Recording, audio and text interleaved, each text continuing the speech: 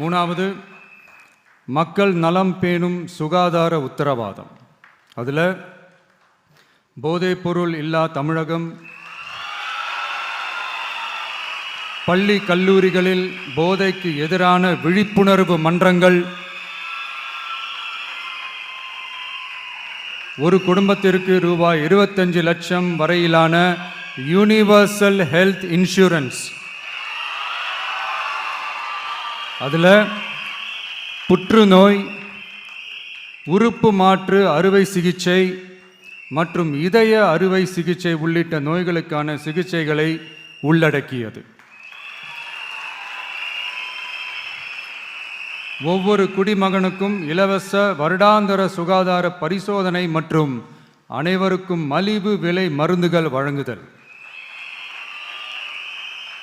நான்காவது, இளைஞர்களுக்கு ஏணி படிகளாக இருக்கும் உத்தரவாத திட்டங்கள்.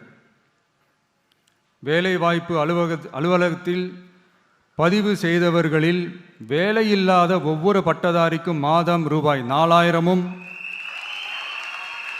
மற்றும் ஒவ்வொரு 12ஆம் வகுப்பு ITI டிப்ளமோ படித்தவர்களுக்கு மாதம் 2500 ரூபாயும் கொடுக்கப்படும்.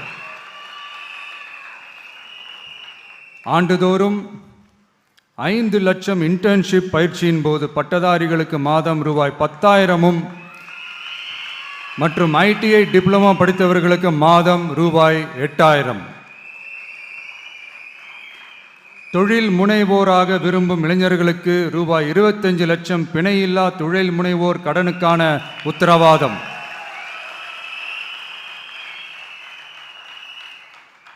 முதல்வர் மக்கள் சேவை நண்பன் என்ற திட்டத்தின்படி ஒவ்வொரு குடும்பமும் தங்கள் வீட்டு வாசலிலேயே அரசு திட்டங்களை பெறுவதை உறுதி செய்வதற்காக தமிழகம் முழுவதும் அந்தந்த பகுதிகளில் மாதம் ரூபாய் 18,000 ஊதியத்தில் 5 லட்சம் இளைஞர்களுக்கு வேலை வாய்ப்புகள் உருவாக்கம்.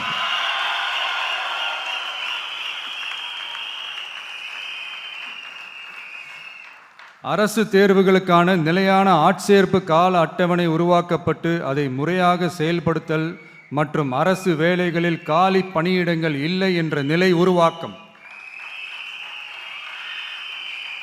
அஞ்சாவது,